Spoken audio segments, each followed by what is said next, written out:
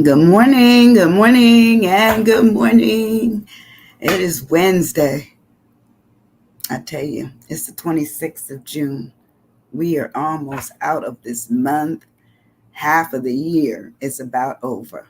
Pretty soon, we're going to be talking about Christmas time and, who we need to do a gift for and where we need to be, what events are going on, how busy we are. It's just the year's running fast, quickly. When I've done a lot of stuff since I talked with you on Monday. Um, this is my last week as being the president of my Rotary Club, and I'm looking forward to the new person taking over, which is Stacy Stop Rising, is her name, and she's dynamic. She's funny. So we're excited about that changeover, which we will do tomorrow night. So I am ready for that. I already have part of my little bit of speech prepared, and I also have done the due diligence of making sure that everyone that helped me during my year, they will be thanked publicly with some token of some sort.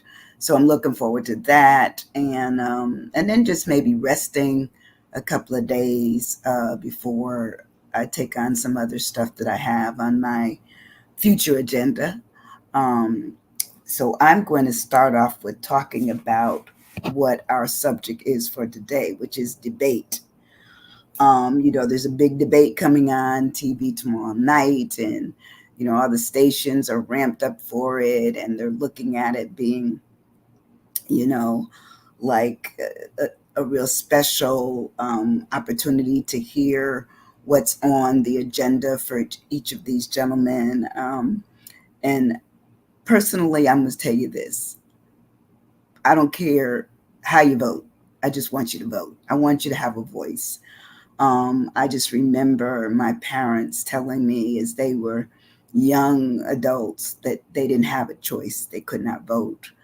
Um, and so when things came on, actually, it was my grandparents. I remember my parents becoming voters, but my grandparents were not ever able to vote. So it just sheds light on what we have opportunity for. They did not. So anyway, let's get it in. Let's talk about debate and what debate means. It says, and I found this on the internet early this morning when I woke up. Of course, sometimes I do my work before I go to bed, but sometimes I get fine chocolate in the middle of the night. All of a sudden, I have a lot I can talk about. I wake up with it, and I woke up with this morning. So anyway, I found this on the internet, and it says a great debater has many characteristics, including, and these are some of the words I've done before, which is number one is confidence. How confident are they? And it says to be confident means that they have enough information in their ability to be and basically a debater, one who can argue and get the feeling that what they're saying is not only important but needed to be heard by those who are listening. And it says confidence can help you control the floor and engage in the debate. Um, I remember being on one debate team in high school, and I was pretty good because I was always looking at, well, what might they say, and then what might I say, and I remember not being that confident only because I had a problem of public speaking back then. Now I speak anywhere. But then I wasn't sure about my ability to be able to speak in public. So because I wasn't comfortable, I didn't know how I would deliver anything with confidence. And I remember our team winning, but I don't feel that I don't feel I contributed a great deal. I contributed something, but it wasn't my best. I wasn't mature enough. I would say it that way. The next thing they said, that in order for a person to be a good debater or a great debater is to be preparation, which I'm always talking about. How well do you know your craft? How well do you know the area that you specialize in? How many times have we've had people speak to us, and the people that, hey, good morning, Dave. Hey, nephew, what's going on? Happy to have you in the place. Thank you so much. Love you too. Tell Rhonda I love her too. I know she's working, but you also have to have preparation when you're going to debate. And preparation means that you're going to research. You're going to know what you know, because not only do you know it, but you know it so well that it's almost like it's going to spill right out of you. It comes because you've learned what you need to learn. So it talks about research is the topic from both sides and gathers credible sources. So you don't just let left know what right could be. You're going to know left and right. You're going to know up and down. You're going to know all the information that says this is how they may address this. But this is my perspective on it. This is how I look at it. Preparation means you've dug in. You know what could be the questions that could trip you, but also the questions that you're solidly grounded in terms of information. So research, it says you should also study your opponent's arguing style. What style do they come to? Are they aggressive? Are they passive aggressive? Are they somewhat meek and mild, but still can deliver a good punch? Who are they?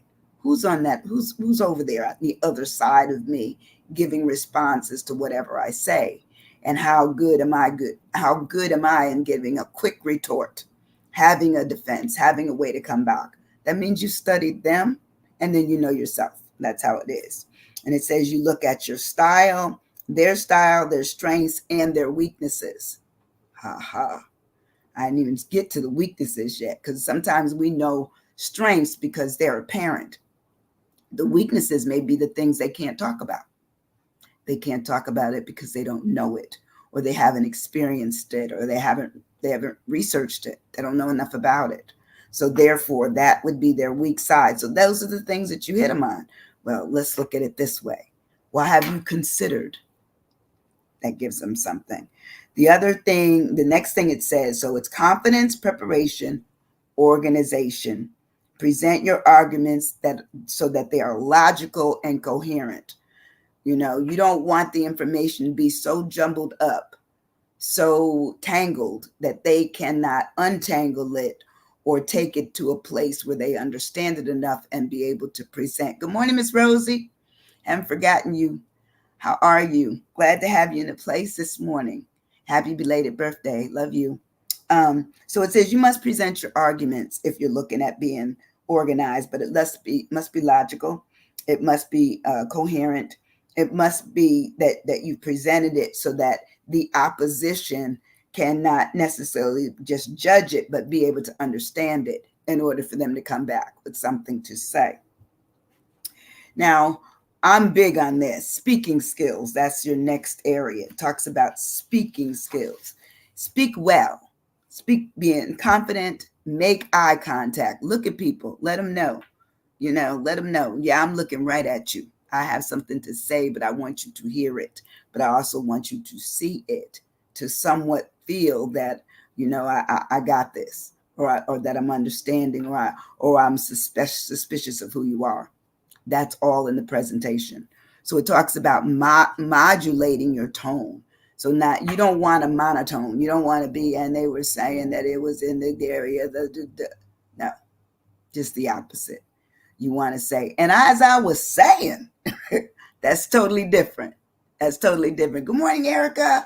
How are you doing this morning? Today, our word is debate. Because, as I said, there's a big debate coming up tomorrow night. But I'm talking about the portions that say if we're going to be a good debater, we need to be confident, be prepared, be organized. And it says speak in such a way that you cannot be misunderstood. You don't want people to mix up, words, and you don't want to mix them up on the words that you're using. So it says speak well, confidently, making eye contact, modifying your tone so that you don't sound monotone, minimizing stutter as much as you can. And I used to do all the time. I probably still do, but I'm more conscious of it, so I don't do it as much. But it comes. It says you can also use a mix of ethos, pathos, and also logos to persuade your audience. So you can show them things. You can present things in such a way that they see it. Hey, Cheryl, how are you? The debate. Yes, got it. Also, I don't know if you all seen a movie, and I think it was done in 2007, and I believe it was done with Denzel Washington playing a professor a college that defeated Harvard in their debating skills. But he had to take young people and mature them in such a way that they were able to understand not only their own temperament and their own abilities, but be able to get beyond them and still speak into the intellectual requirements of the debate and make it where they were undeniably the winners. That's what they had. That's what happened. If you ever go back and see that movie. But anyway, so after we come up with in our to be a great debater, to have preparation, organization, speaking skills, respect yourself and respect whoever you are debating. Don't name call, don't roll eyes or the neck. Don't get into all of that. Unnecessary. If you have grounded information, grounded research, really prepared to give a statement, let the statement speak for itself. And then you speak on top of the statement with how your presence is, what it is that you're bringing to this situation. It says, be respectful of others and yourself and the truth. So don't get up there and lie. There's no reason to lie. Unnecessary. To me, if the truth it says it sets you free, but to me, truth also gives you clarity and gives them clarity on who you are, what you are, and what you are to the situation that you're either vying for or vying against. That's what respect is about. It says it also gives your view. You carefully and respectfully, you must identify any flaws or logic or evidence in you, because you can even say, for me, I stutter, or for me, I do. So you can give your truth in the middle of your telling what is going on, but it doesn't have to be that you disrespected yourself or someone else in the process. And the last one, it says, you must have a particular tone. Choose the right tone for your argument, which would depend on the topic. For example, you might use a more formal tone when discussing a serious topic, and a lighter tone when you're describing something that may have a little bit of humor to it. It may be something funny or something amusing, something that is caring but attractively enjoyable. That's what you want. That's how you do it. So that's my head statement. Instead of me doing a poem today, I just decided, well, what are the characteristics of a good debater? So those are them. Those are what they have listed. And so I'll ask you, do occasionally you get stuck with somebody when you're debating them? Are you one who will go right in and say, I got this? I'm confident about knowing this because I studied it. I've researched it to the point where not only was it my degree, but it was also an area that I worked in for years. That means you brought experience to it. Tell them what you know, but do it in such a way that shows that you're ready. So are you stuck? Occasionally now we do get stuck. We get stuck debating people who are not easy to debate. Why? Because all of the characteristics that I mentioned before, they may be yelling at you, they may be cursing, they may be throwing things, they may become, unglued, So how do you deal with people like that? Very difficult. And you can't control every single debate that you're a part of, but you can play, and I don't mean play in terms of that it's not right, but play the role or take the role of which is high, which is meaning I don't have all that. I'm not going to do that with you. I'm not going to curse. I'm not going to, call you out of your name in any way. I'm going to, let's just stick to the subject. Let's stick to the issues that we're here for. Sometimes people have trouble with that, but nonetheless, it's still as they would certainly have it. They have trouble with it, so it becomes an issue for the other person. So when we break the word down of debate, debate says it is a formal discussion on a particular topic in a public meeting or legislative assembly. in which opposing arguments are put forward. It says it could be a discussion, a parley, a dispute, an argument, a wrangle, a sparring. I always like that sparring because that it's like, two sumo wrestlers, they spar, or the boxers spar. It could be a disagreement, a war of words, a war of words. Talks, it could be conflict on high. So, you think about the debates you've seen, or maybe even ones that you've been in, because I don't think debate may take place in public, but it may not be established as one that was the right assembly. It could be that someone decides that they're going to argue with you about whose fault it was at an accident. Nonetheless, there's still probably some debating going on where you hit me first, no, you turned in the wrong lane. Now there's someone else has to come along and kind of figure out what really happened. And that's why they interview other people who else might have seen it or have been a part of it. So that's how that would go. And when we move further on in the word, and I start, my D is for discussion. In order for you to have a debate, there has to be a discussion. A debate will not occur without a discussion. And it could be 2 sides, it could be 4 sides, it could be 8 sides, because they could start where they have a massive group of people, but and I'll say a large group of people. 8 in a debate would be tough. But then once you see, even when they do some of the political things, they may start with 8 candidates, and then it goes down to 6, and then to 4, and so forth and so on, until there might just be 2. So the discussion is the action or process of talking about something in order to reach a decision, to exchange ideas. Doesn't mean that you all will ever agree. Doesn't say that. What it says is that the information will get out there as to what is being discussed, or who, or even whom is being discussed. It says it's a conversation or a debate about a certain topic or topics. It says it could be that it's talk, it's a dialogue, it's a tete-a-tete, it's a dispute, it's negotiations, because sometimes you have to negotiate with people in order to leave. It says it's a confabulation, it's a skull session. I love that. I never heard that before until I looked it up this morning. A skull session. That means you got to think about it. Okay. You have to think about it. It's not going to be, say, written out in your head when it first happens, but all of a sudden you're going to have to take a stance. Where am I at? What's going on? What do I need to say? What do I need to do? Because either it's getting worse, or it's calmed down, or it's over. And how do I get to the point where it's over? Where I'm right there. And now, when I move further on in my word, what word would you use for a D if it's a debate? If you haven't been here before, David, you haven't been here before, but if you don't know how to do it, it's done in such a way where every time I give a word, you give me what you would use for your own word, because it says, "Are you stuck?" That's my question.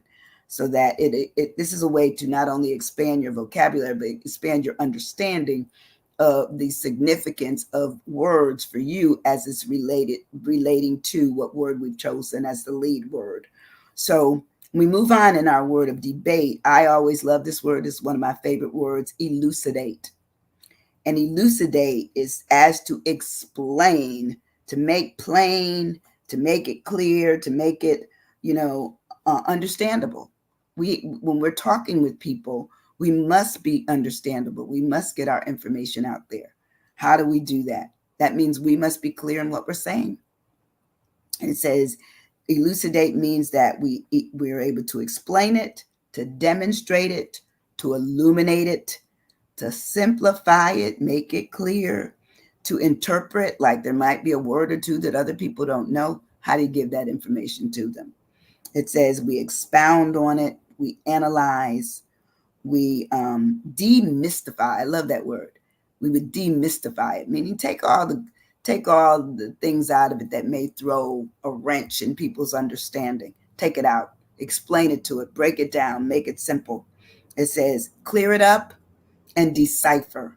That's what we do when we elucidate something. So a debate must be one where the discussion has basically been elucidated, where everyone understands clearly what is being discussed. That would be elucidate. My next word as I move on in my debate of today would be bone of contention. And why did I pick that? It says because the bone of contention is the subject, the cause, or the focal point of the dispute or the debate. Why am I here? I need to debate about this. For what? What's the purpose? Am I trying to debate to get more money? Am I trying to debate to get a better position or a certain recognition? What am I doing? What's the point? So it says bone of contention. That means it's the altercation that might have. What happened? Was it an accident? What took place? It also says, do you have beef? Sometimes we have beef. Remember that commercial, where's the beef? Okay. Sometimes we have beef. We just have to get down to, what's the problem? Why are we missing some things here? It says that the bone of contention is also what conflict are we having? Sometimes people have argued to the point where the name calling and the cursing and all of those kinds of things kind of distorts how it started and what's keeping it going. And a lot of times it's not the initial issue, it's the raising of temperatures keeps it going, the raising of anger and the frustration and but you don't understand me and you need to.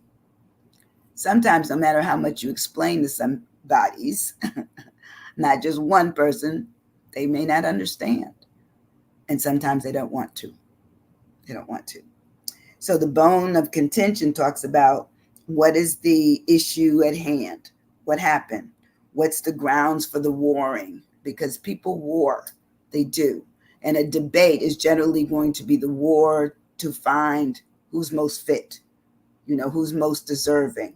Now, it may be skewed depending on where it took place. The event took place. It may be skewed. It may be skewed to one person or the other person. Okay. Nonetheless, it still could be in your disfavor and not your favor.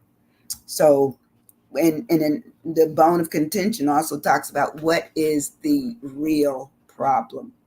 See, because I believe that when you sometimes are debating with people, the real problem it starts on, but then it migrates to what I would call mini problems or sub problems with the raising of voices, of the voice, the cursing, and some people the physicalness of it, the aggression. All those things change the way somebody might feel about debating with somebody because it becomes a bone of contention. Something else happens.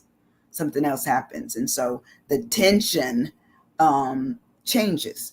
So it might have started out where it was okay, but all of a sudden it's not okay because they've gotten too close, or they've called me out my name, or they've done something that has some way kind of conflicted with who I am, and so therefore I'm done. I don't want to discuss anymore. I'm let you go and I'll go. But the problem sometimes is just that. My A for in debate, and which would be BATE, would be argument. What argument? What are we arguing about? Why? So it's discussion about different points of view. We're arguing about different points of view. I say A, you say B, or you say, no, it's my A, and I say, no, that's my A. So therefore, now we got trouble with A. That's how it's done. It's done in such a way. So it would talk about it being the argument is the altercation or the alteraction that happens, that bickering. It says it may be the disagreement. Sometimes people walk away agreeing in debate situations where they both realize that they really did not get to the point where they disliked each other. Someone told them that they should in order to present information. But then they realized this person really has not done anything to me. This is a good person. But it's hard to get there, especially along if it's something political and party lines, or it's something along religious lines, or it's something along, what people believe, vegetarian versus, a person that eats anything. It's all a matter of what they want or what you want, and how that conflicts or melds into what someone else is thinking. An altercation verbally, yes, that would be great, Erica, because sometimes an argument is a verbal altercation, and sometimes those things make you so upset you are really done with the conversation. I've been in them. A lot of times I just take the higher road and said, okay, thank you. I'm done. I can't. Because you rarely can you ever change anyone's position or their personality, or even the subject that they're using, because you already disagree on those things. So to make it worse is to try to have a conversation about something that they're already at odds with you on. And that's why, to me, debates are very difficult to do, and do with dignity, or do without anger, because some people, they get angry really fast when you're talking about something that they are in 250%. They're in it, so therefore they don't want you to say anything about it. So the argument could also be a quarrel. It could be a clash and a feud. Sometimes I have seen where they've had people in, I would say they're not a formal debating situation, but yet still they're still debating, and they end up acting up. They end up, with people had to separate them. So it does happen. Good morning, Maurice. How are you? Good morning, my friend. Today our word is debate, and so far we've talked about, with a debate, that you really have to look at, these things, how you discuss things, how you shed light on it, which is to elucidate it. What's the real bone of contention? What's the argument all about? And so it's not just the bone of contention, but the point of views, and can they be gotten around in order to come to I would say, a minimum agreement. It's not going to be that they agree wholeheartedly, because neither will you. But generally, when you're debating, you're opposite each other. And it's wonderful when I was a counselor, it was wonderful when I had people that were clearly on two sides of an issue. But once I was able to shred away some of the things that they had put up that really didn't belong there, they were also able to see each other better and understand each other. And in some cases it worked positively and they stayed together. In other situations it did not.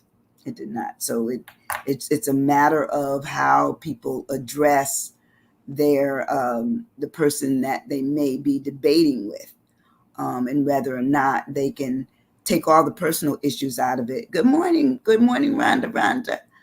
How are you? Love you. So they can take all those other issues out of it and get back to the point where they still love and care for each other, because relationships are relationships, and sometimes they require so much of us that we may not be in 100%, only because they made us mad early in the morning and we took it all day long, and then they didn't clear it up and I didn't clear it up. We didn't clear it up. So then it becomes what they call an add-on. So it just keeps adding on and adding on. But anyway, we move on. So the argument becomes, as I said, bickering, a clash, quarrel, dispute, poor exchanging of information to each other, and basically an out-and-out feud. I always remember when I was coming up, they always talked about the Hatfields and the McCoys. Until one of the Hatfields wanted to marry a McCoy. Then it became an out-and-out war. So you never know. And, they always made light of it and tried to make it funny. But I'm quite sure if you were either Hatfield or McCoy back during those times, that became, rough territory, rough period of getting through the normal day because, I presume everything was at odds, land and probably water and whatever else was going on. But it would let you know that it passed down through history that they can use Hatfield and McCoy's, and people understand that whole dispute, that argument, that debate or the debates that they had. They were there. We move on in our word. My T of debate is for talk. You cannot have a debate if no one's talking. It will not happen. It cannot happen. So a debate stands on who's talking, what information is being communicated in exchanges, and what exchanges are being made in terms of the ideas and the information. Now, sometimes people will bring you lies, and of course, that's what you may react to instead of it being something that makes sense and that you can really deal with. So, it could be that the allocation of information or the declaration of information, even a dissertation, all of that is a way to communicate what you're thinking, where you're at, what your position is. And people don't realize that when you have a debate, you're standing on something. You have a position that you're holding down. And so it says that it might be your epilogue, your homily, your oration. It could be your exhortation, your screed. I always like that word, screed. Whenever I get a word that I like, I hang on it for a little minute. Or descant. So all of those speak to talking. We cannot have conversations unless we are talking. We will not have a debate unless talking is involved. And even if someone stops talking and we're still talking, information is still putting out there, but it's not the exchange. And it's not at that point, if only one person is talking and no one ever responds, then it's really just self-conversation. They may not even be listening anymore because people have a tendency to listen when they want to, but they cut it off when they want to. They just do. So the talk is important if you're going to have any kind of debate. And my last letter, yay, my last letter for today is my E in debate, and that's for effect. Effect is the condition or the occurrence trackable or traceable to a cause. So therefore, who won the debate? Do they not ask that? Who had the best argument? Who was the most convincing? Who was the most assuring? Who had the most at stake? Who lost the most? Who won the most?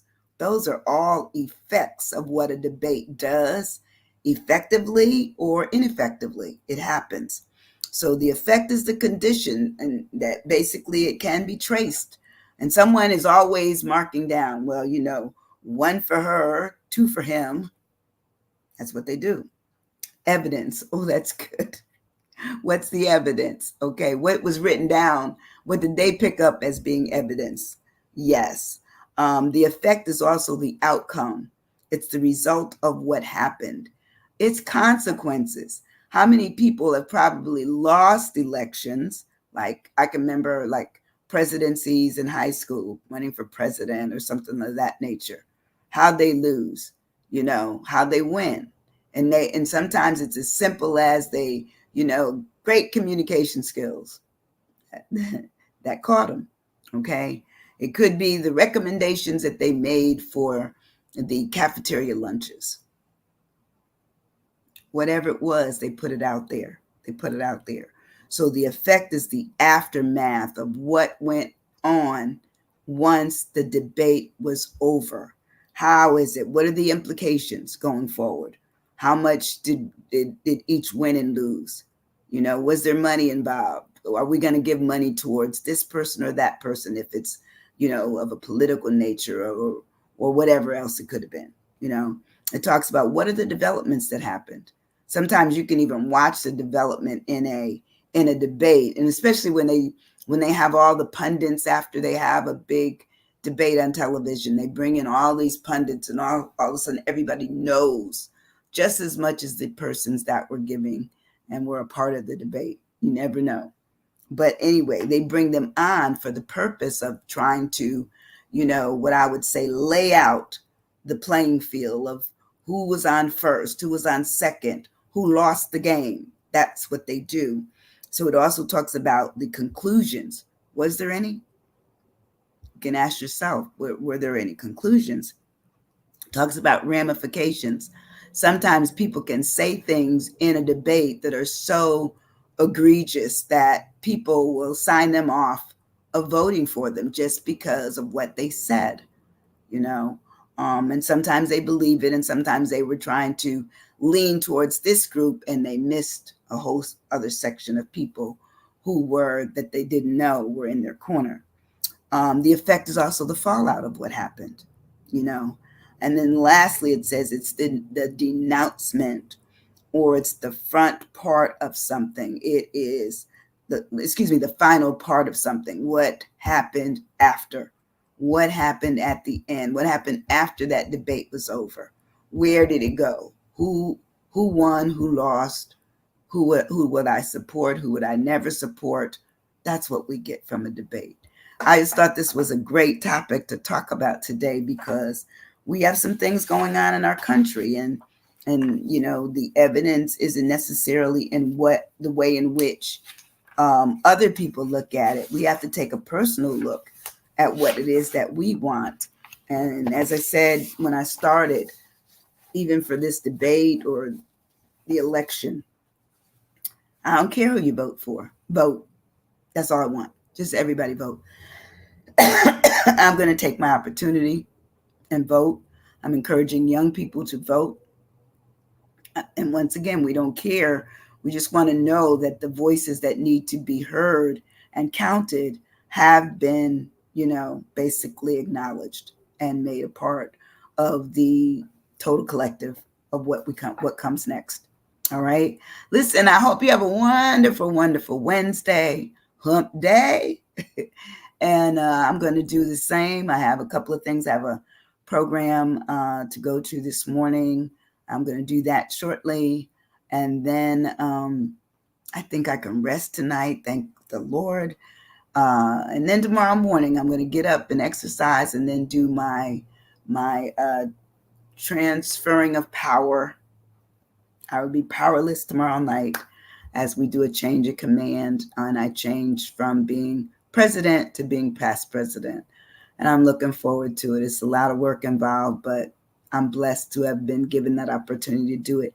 Hey, listen, if you don't do anything else, I would love it if you all would just share this video and let people know that there's somebody out here that's willing to work with them on not only learning words, but finding their own voice and understanding that are you stuck means it's a personal question to each of them.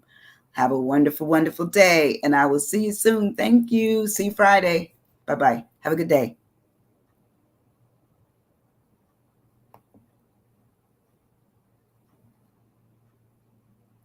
Thank you, Hardelia.